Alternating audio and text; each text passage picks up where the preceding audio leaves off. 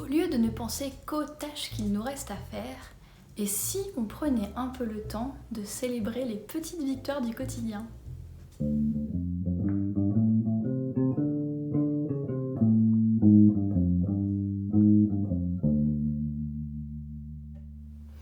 Bonjour et bienvenue, merci infiniment d'être là aujourd'hui. Je m'appelle Florie et je suis écrivaine de science-fiction et de polar, parfois en même temps. Et aujourd'hui, j'ai envie de vous parler, autour d'un thé, de la notion de célébrer les petites victoires du quotidien. C'est-à-dire que dans le quotidien, nous sommes très focalisés sur finalement les tâches que nous avons à faire, sur les projets qui doivent avancer, sur les obligations qu'on doit remplir, que ce soit administratif, que ce soit chez soi, que ce soit au travail. On est beaucoup focalisé sur le futur en fait, quelque part, sur voilà, faut que je fasse ça, faut que j'avance dans ci, faut que j'avance dans ça. Ce qui fait que du coup, il nous reste assez peu de temps finalement pour se pencher sur ce qu'on a accompli. Et donc en général, on va avoir tendance à célébrer les grandes victoires. Donc c'est je sors le champagne parce que j'ai été promue, parce que j'ai décroché un nouveau boulot, parce que on attend un nouvel enfant par exemple, ou parce qu'on vient d'emménager dans une maison, parce qu'on vient de se marier, j'en sais rien. Voilà, il y a plein de grandes victoires possibles, parce que mon premier livre vient de sortir, ce genre de choses là. Et c'est très bien de célébrer les grandes victoires, et c'est très bien de prendre le temps de se réjouir sur ces grandes choses qu'on accomplit dans la vie, mais on a tendance à oublier les petites victoires du quotidien, ces petites choses, les tâches déjà cochées quelque part. Et ça, c'est quelque chose dont j'ai pris conscience ces derniers mois-là, lorsque j'enregistre cette vidéo, où ça fait plus de 2 ans maintenant que je suis indépendante, que j'ai mon entreprise, que je fais mes missions de communication en freelance et que je pratique mes activités d'écrivaine et d'artiste. Et je me suis arrivée à un moment où j'étais très stressée, où je me disais oh là là, faut que je fasse ci, faut que je fasse ça, faut que j'enregistre des vidéos YouTube, faut que je fasse des podcasts, il faut que je développe mon projet, et ma boutique en ligne elle est même pas encore ouverte, et j'ai même pas encore de romans publiés, je stagne, ça fait 2 ans que j'ai lancé ma boîte et en fait j'ai rien fait du tout. Vous imaginez très bien là, imaginez-vous cette espèce de moment de découragement avec un pot de glace dans la main, ou en l'occurrence moi c'est toujours plutôt un bout de fromage dans la main, et à me dire c'est affreux, j'ai rien fait, ça sert à rien, ça fait 2 ans, Et en fait, en réponse à ça, mon mari qui était là me dit non mais attends Florie, en 2 ans t'as publié 3 nouvelles, t'as lancé une chaîne YouTube, t'as lancé 2 podcasts, tu arrives à vivre en tant qu'indépendante sans toucher le chômage, on a acheté un appartement dans lequel on se sent très bien, etc. Et puis t'as fait ci, puis t'as fait ça, et puis t'as... Et y compris... Et en fait je me suis rendu compte, lorsqu'il me listait ces choses-là, qui était un mélange de grandes victoires et de petites victoires, que effectivement j'ai accompli vachement de trucs en 2 ans et que je m'en étais pas rendu compte. Parce que c'était finalement une somme de petites victoires, avec 1 ou 2 grands trucs, Quand j'ai décroché mon contrat actuel, c'était une grande victoire qu'on a célébrée. Mais c'est vrai que par exemple, sortir un épisode de podcast chaque semaine, ou sortir une vidéo YouTube chaque semaine, ou réussir à lancer une newsletter par exemple, en ne célébrant pas finalement ces petites choses, en étant trop focalisée sur il me reste à faire ci, il me reste à faire ça, je me suis quelque part créé du stress pour moi-même et un manque de confiance en moi aussi, en me disant je suis capable de rien faire, j'ai rien fait en 2 ans, je suis une incapable, je suis pas légitime, etc. Du coup, ce que j'ai envie de vous proposer aujourd'hui, donc autour d'un thé, c'est l'idée qu'en fait c'est super important de prendre le temps de célébrer les petites victoires. Et que si j'avais peut-être pris le temps de le faire un petit peu plus tôt dans ma carrière d'indépendante, surtout que pour moi c'est vraiment un territoire sans balise, le fait de me lancer en tant qu'artiste indépendante. Il n'y a pas d'artiste dans ma famille, il n'y a pas d'entrepreneur dans ma famille, c'est vraiment quelque chose de nouveau pour moi. Du coup, j'ai peut-être pas justement autant de marqueurs de réussite, quelque part, de marqueurs de victoire par rapport à ce qu'on peut avoir quand on suit un chemin un petit peu plus classique. Voilà, donc ce que j'ai envie de vous proposer aujourd'hui, c'est à votre tour de célébrer les petites victoires de manière à se rendre compte du chemin parcouru et de manière à entretenir aussi un état d'esprit un peu plus positif, un peu plus optimiste, pour pouvoir aller de l'avant en étant motivé, en ayant confiance finalement dans la capacité qu'on peut accomplir des choses puisqu'on en a déjà accompli par le passé. Alors, première chose, pourquoi prendre le temps de célébrer les petites victoires? Alors, comme je vous l'ai expliqué dans la petite histoire précédente, première chose, c'est bon pour le moral. C'est-à-dire que si vous dites en fin de journée, ouais, j'ai enregistré mon épisode de podcast, j'ai lancé ma lessive, je suis allée acheter du lait au supermarché, j'en sais rien. Bah quelque part, ça rebooste un petit peu le moral. On se dit, ah ouais, j'ai quand même fait des choses. Donc ça, c'est quand même déjà super chouette. La deuxième chose, c'est que ça renforce la confiance en soi.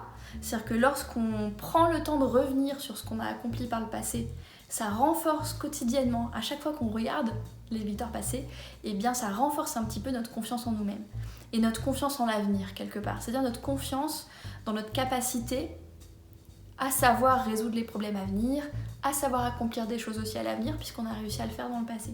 Donc ça rejoint l'idée de l'optimisme comme une ressource. En fait, ça permet d'aider à cultiver l'optimisme dans notre confiance en nous-mêmes et notre confiance en l'avenir. La troisième chose, c'est que ça permet de cultiver la gratitude, c'est-à-dire le sentiment de reconnaissance pour tout ce qu'on a dans la vie et tout ce qui va bien dans la vie. Donc ça crée en fait un état d'esprit qui est plus positif et plus constructif, puisque du coup, non seulement on se rend compte de ce qu'on a accompli, mais on ressent de la gratitude pour le fait qu'on a accompli tout ça, parce qu'il y a des choses aussi qu'on n'accomplit pas forcément seul, et du coup ça permet aussi d'entretenir de la gratitude vis-à-vis des personnes qui nous ont aidés à accomplir ce qu'on a accompli jusque-là. Donc ça c'est aussi quelque chose d'hyper constructif pour un état d'esprit plus positif, plus optimiste pour l'avenir. C'est aussi un rappel des forces en fait que l'on a, des compétences qu'on a réussi à construire, des forces ou des talents sur lesquels on peut s'appuyer à l'avenir. C'est-à-dire que lorsqu'on revient activement et qu'on prend bien conscience activement des choses qu'on a accomplies par le passé, et bien quelque part c'est un rappel que ah oui, ça je sais faire, ça j'ai appris, j'ai surmonté cet échec-là. Donc toutes ces choses-là que j'ai apprises en cours de route, ça peut servir de ressource pour m'en sortir à l'avenir.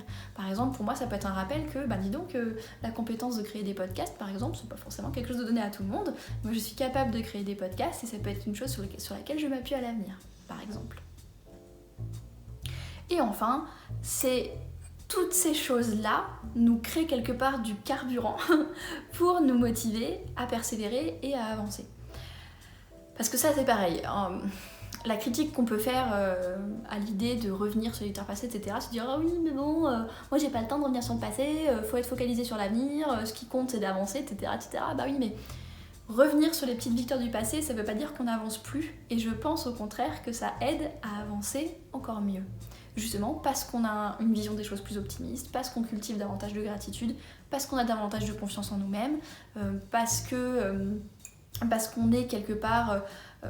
on a plus confiance dans notre capacité à y arriver à l'avenir.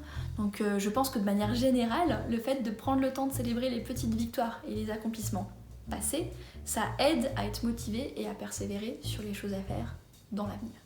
Enfin, comment célébrer les petites victoires passées? Donc là, il y a plusieurs choses différentes. Dans une bulle nomade, j'ai parlé d'un exercice que j'appelle la yatta list, à partir du mot japonais yatta qui veut dire je l'ai fait, j'ai réussi.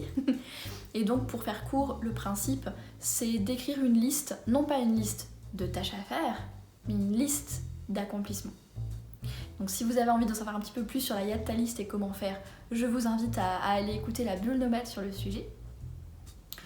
Ensuite, ça peut être lorsque, vous savez, en revenant du travail, on raconte sa journée, par exemple, à sa famille, à son ou sa conjointe, à ses enfants, ou quand on se retrouve avec des copains autour d'un verre, etc. Et bien de prendre l'habitude de parler non pas seulement que des problèmes ou de ce qu'on prépare, mais d'apprendre à activement aussi parler de ce qu'on a accompli. C'est vrai que c'est quelque chose qu'on a peut-être... parfois qu'on n'ose pas trop faire parce qu'on veut pas paraître comme quelqu'un qui se vante, etc. Mais je pense que si c'est présenté de manière avec de la gratitude pour les gens qui nous ont aidés, etc., on peut le présenter de manière tout à fait modeste, tout à fait en accord avec notre propre voix, avec la personne qu'on est. Je pense que ça peut être sympa de dire « Ah bah aujourd'hui j'ai fait ça, j'ai complété ça, je suis vachement contente parce que mon collègue il m'a aidé à compléter ce projet, c'est vachement chouette. » Voilà, je pense que c'est quelque chose qui peut nous aider concrètement à célébrer les petites victoires. Ensuite, un autre truc, ça c'est quelque chose que je fais dans mon bullet journal, qu'on pourrait penser que c'est pas productif du tout, mais moi j'adore, c'est rajouter dans la liste de tâches des tâches qui sont déjà faites. Rien que pour avoir le plaisir de les cocher. Parce qu'il y a un vrai plaisir à cocher les tâches de la liste, parce que justement, le fait de voir la liste des tâches cochées à la fin de la journée, ça nous permet de voir ce qu'on a accompli dans la journée. Et donc du coup, mettons quand je fais ma liste de tâches le matin et que je suis déjà allée courir avant, et ben je vais quand même rajouter dans ma liste de tâches aller courir et je vais le cocher immédiatement. Et ça fait super plaisir. Autre chose, ça peut être justement de relire cette fameuse liste des tâches en fin de journée. Et c'est aussi pour ça que je marque mes tâches sur le papier dans un bullet journal. Bon, si vous voulez en savoir plus sur tout ce qui est bullet journal et comment je m'organise, il y a toute une playlist sur la chaîne sur le sujet. Mais en gros, on m'a souvent posé la question de pourquoi j'utilise le bullet journal, qui est donc un carnet papier avec des stylos, alors que j'ai déjà l'application OmniFocus par exemple, qui est une app de gestion de tâches numériques. À quoi ça sert d'avoir les deux? Et ben moi, une des choses à laquelle ça me sert, c'est qu'à la fin de la journée, j'ai la liste de mes tâches cochées. C'est pas automatiquement archivé par le logiciel. Et à la fin de la semaine, je peux regarder ma double page de la semaine et voir tout ce que j'ai fait dans la semaine. Et ça, c'est un rappel déjà de tout ce que j'ai accompli, puisqu'on a tendance à vite oublier ce qu'on a accompli. Et puis c'est quelque chose qui fait super plaisir, quoi. À la fin de la semaine, quand ça m'aide à me permettre aussi, à me donner la permission de prendre un vrai week-end et de pas travailler le week-end, parce que je me dis, mais regarde tout ce que t'as fait cette semaine. Voilà, donc après il existe plein d'autres manières. Je vous invite à faire appel à votre créativité par rapport à votre manière de vivre, par rapport à vos contraintes de vie, par rapport à ce qui vous touche aussi, ce qui vous fait de trouver pour vous-même des manières de célébrer les petites victoires qui vous conviennent. Et puis si vous en avez, n'hésitez pas à les partager avec nous en commentaire sous la vidéo par exemple, ou avec moi sur les réseaux sociaux où je suis Florie Taylor, parce que je suis très intéressée de savoir comment les uns et les autres célèbrent les petites victoires du quotidien. En attendant, merci infiniment d'avoir regardé cette vidéo jusqu'au bout. Je vous souhaite une belle journée, une excellente soirée et à la prochaine!